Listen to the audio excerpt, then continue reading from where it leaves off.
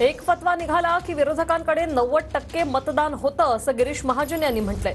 आपल्याकडे 50 ते 55% मतदान होतं अशी सुस्ती दाखवली तर मोठ्या संकटाला सामोरं जावं लागेल असं गिरीश महाजन म्हणाले।